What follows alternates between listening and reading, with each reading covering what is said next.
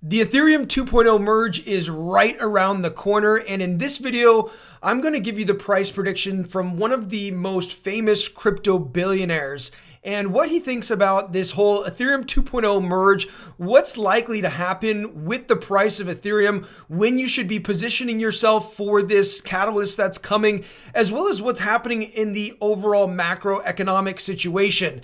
Of course, the guy that I'm talking about is none other than Arthur Hayes. If you're unfamiliar with him, then he's a pretty famous guy in the crypto world. He's an essayist. He also was the CEO and co-founder of BitMEX, a cryptocurrency exchange that literally traded trillions of dollars. And he was the first African-American crypto billionaire. And he writes really, really good essays. And this essay he just came out with is about, like, it says at least 39 minutes to read the whole thing. But if you don't really read very fast like me, then this thing could take you like an hour to read. So what I'm going to do is I'm going to take this essay and I'm going to break down what he's saying. Again, this is a crypto billionaire, somebody that is one of the best writers in all of crypto, and he's giving his thoughts and expertise on what's happening here with Ethereum, where the price could go, as well as the macro situation, and what that all looks like and how that shapes together. So with that being said, make sure you stick to the end where we do cover the price prediction and the probabilities of these prices actually playing out.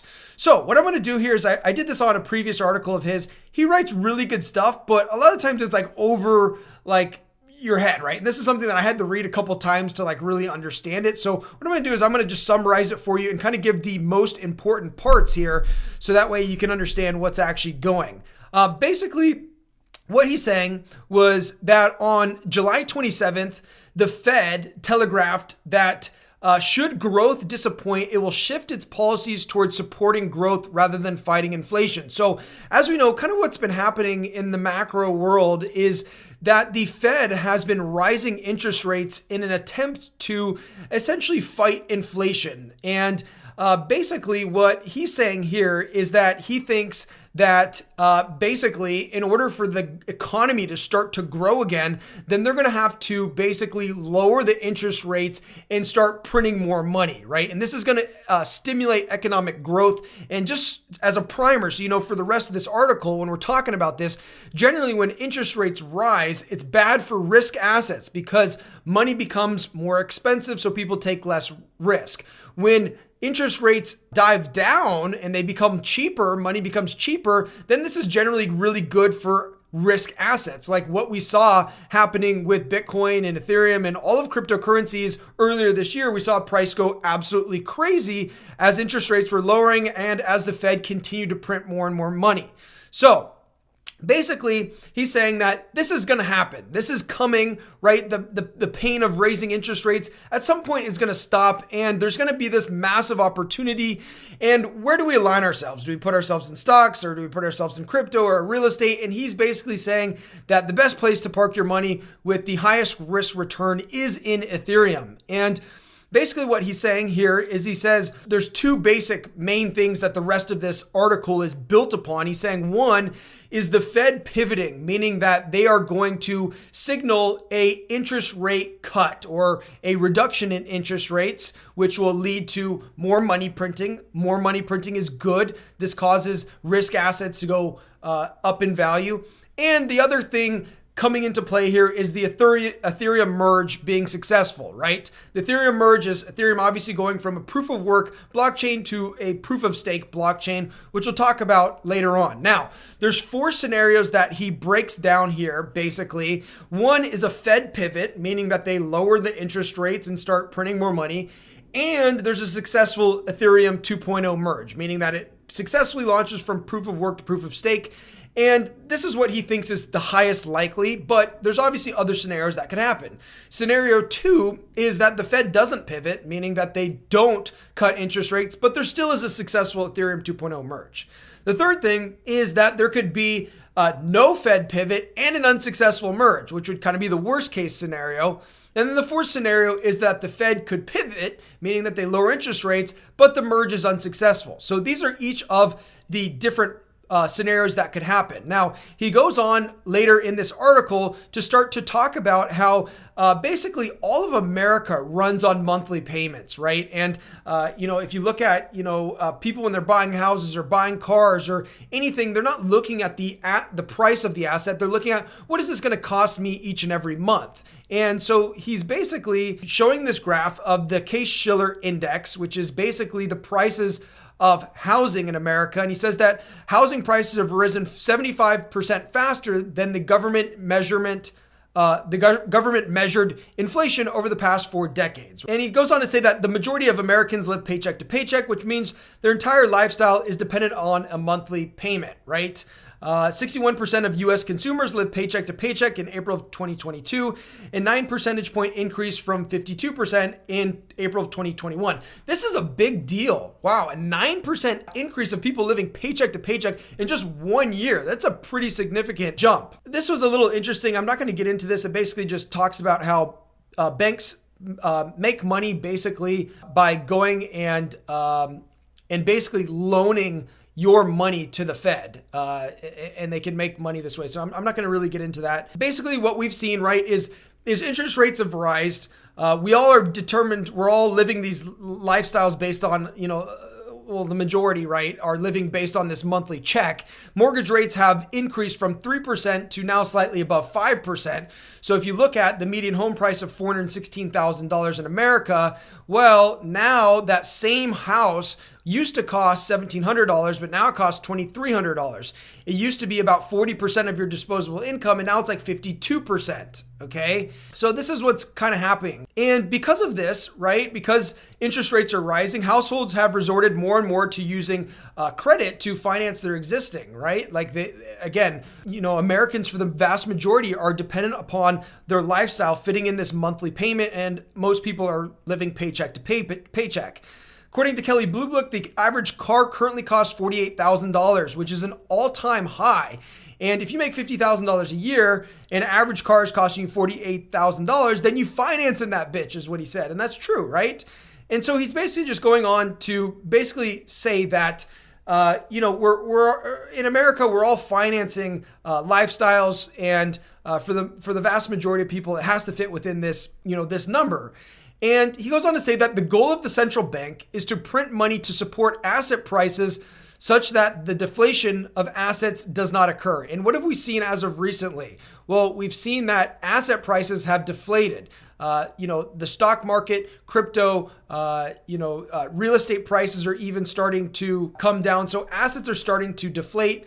And he goes on to say that if interest rates rise, the economy suffers. If interest rates fall, the economy prospers. And so he's basically saying that the Fed is kind of in this pick one of two dilemma, right? They can either choose to fight inflation or they can decide to support the financialized American economy. So it's one or the other, right? They're going to either fight inflation or they're going to, continue to print money, lower interest rates to cause an economic stimulus to happen, right? But they can't do both. And fighting inflation requires increasing the price of money and decreasing the quantity of money.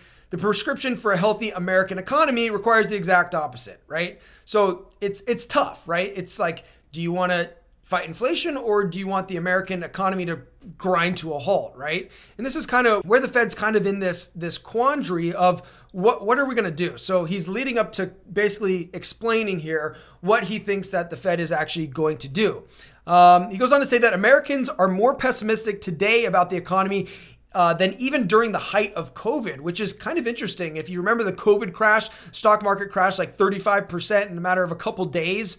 Well, right now, people are even more pessimistic than they were then, which is, not really great. So domestically, the Fed is crashing the economy. It's in a recession, right? 2 back-to-back months where GDP growth has gone down is considered a recession, but inflation is still climbing more and more. Purchasing power from the plebs who are headed to the ballot box in a few months, right? So this is what he's talking about, right? People are going to vote, right? And the midterm election is coming up, I believe, in November. And if people are getting robbed from, inflation, if their assets are down in the toilet, what is the chance that they're going to actually go out and vote for a Democratic Party to come in again when people are like, no, I'm poor, inflation's at an all-time high, and the assets that I own are worth nothing or worth significantly less than when you came in office.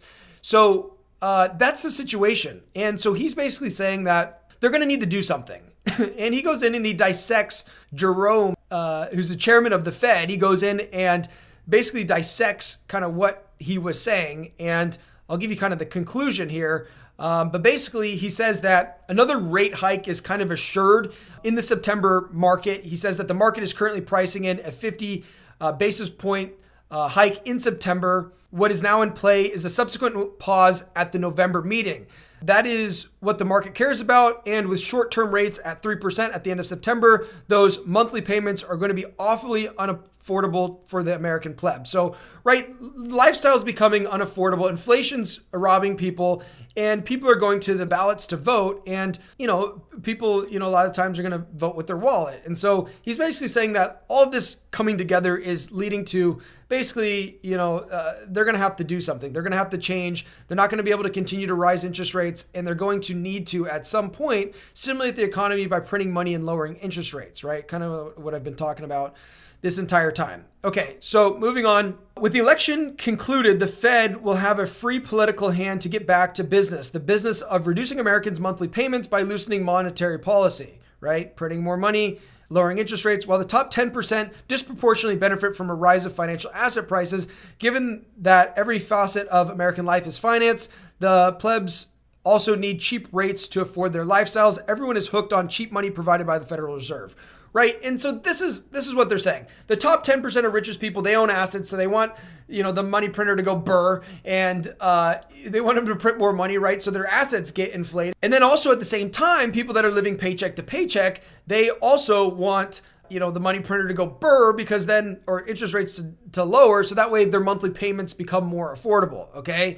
And their lifestyle becomes more affordable. So everyone is hooked on this. Everyone wants this. And all these people are going to be coming to the ballots and voting. And so, I think that politicians are going to need to do something about this, right? He's basically saying the forward expectation of the Fed policy point to easing. Risky asset markets therefore have most likely bottomed. So in his opinion, he thinks that risk assets have bottomed. This $18,000 Bitcoin was kind of the bottom is what he's saying. Now, it doesn't mean that we couldn't go revisit it, but he thinks that was likely the bottom. Anyways, getting on to this. Okay, now talking about that's what's happening macro. Now, Ethereum and then price prediction, okay?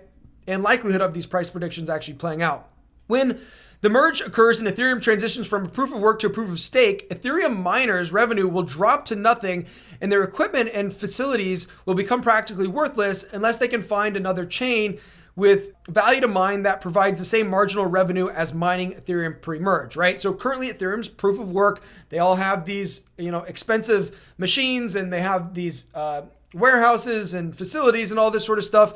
And as soon as this happens, like these guys are out of business, right? And so there's actually talk of basically a fork of the Ethereum chain, the original chain, continuing as proof of work. And there's currently the Ethereum Classic chain, which was the original version of Ethereum. Anyways, the market expects that the merge is going to happen around September 19th. Okay. Now the Ethereum, the ETH issuance per block will be reduced by 90% once the merge happens, which basically means the amount of new ETH being issued into the market is basically reduced by 90%, right? And which will make Ethereum a deflationary currency. The ETH staked on the Beacon chain will remain locked for another 6 to 12 months. Amber argues that the merge will akin to like a triple halving. As we know what happened with Bitcoin, when the halving happened, obviously the amount of Bitcoin coming onto the market gets cut in half. This is going to be like the equivalent of a triple halving, supposedly, right? So anyways, long story short is if you look at like where we're at right now, this chart on Glassnode, this is the NUPL, the net unrealized profit loss. And this is basically how much investors would stand to gain or lose if everything was sold today. You can see that most people are in a loss or got to this point where we're in a loss. So that's another sign that that could have been the bottom there. TLDR, given all the forced selling that's occurred during the market drop and the poor financial positions that most crypto investors have been left in, the merge does not appear to be priced in, and we have an amazing opportunity to increase Ether positions at very attractive levels, according to crypto billionaire Arthur Hayes. Now, for Ethereum, the dividends or earnings you receive as a staker are paid in Ether, and you must pay in Ether to use the service. Stakers must also stake Ether in order to earn dividends, requiring them to lock up their funds and effectively remove them from the market. So he's basically saying that this is going to become really deflationary because you got to use Ether to transact on the network. You've got to, lock your Ether up in order to stake them, right? And you also get paid in Ethereum. And so all of these factors combined, he's basically saying that it's going to cause the Ethereum price to rise a lot, which we'll talk about in just a second. He's confident that the merge will happen by the end of the year due to the increased noise made by ETH miners, who would likely lose a significant chunk, if not all, of their income in a proof-of-stake world. The buy the rumor, sell the news phenomenon post-merge will not occur. Anyone who might sell has likely already sold due to the intense downward price movement over the last month. The merge means that Ether becomes deflationary currency and usage is forecasted to continue growing as DeFi gains popularity, increasing the rate of deflation. Okay. So anyways, so here's how he scores it, and here's the price prediction, right? The point that you've been waiting for this whole dang video, and I'm finally getting to the price prediction. So let's take a look at it. Scenario one, remember, Fed pivot, meaning they lower interest rates, and successful merge. He basically goes on to predict that Ethereum will climb to $5,000 really quickly. Scenario two is basically that the Fed doesn't pivot, okay? Interest rates don't change, but there's a successful Ethereum merge. And he basically says that if this case happens, he expects a $3,500 Ethereum, which is, 100% gain from where it's at right now, roughly. Scenario three is no Fed pivot, so no interest rate and unsuccessful merge. He says that Ethereum will go back down to like $1,000, right? And the last scenario is the Fed pivots and there's an unsuccessful merge, meaning that Fed lowers interest rates, starts printing money, and the merge is unsuccessful. If the merge fails or postpones, then the Ethereum network will just work. So this is basically the exact same scenario that we're in today, right? The Fed hasn't pivoted. It's still proof of work. And he basically says that if that happens, then $1,600 is the price prediction. And so anyways, what he did here was he gave a probability to each of these. So 25% chance of scenario one happening, 25% of scenario two, 25% of scenario three, right? And he basically go on to basically say that there should be like an average if probability assigned to each one of these outcomes was equal, that it would be it would equal a price point of 28.15, which, currently, where's Ether? Ether's at $1,700 at the point of making this video, right? So still a pretty good climb from there.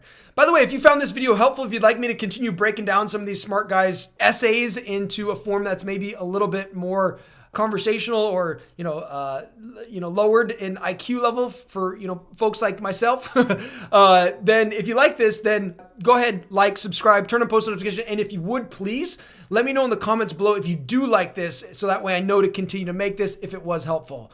All right, everybody, see you in the next video.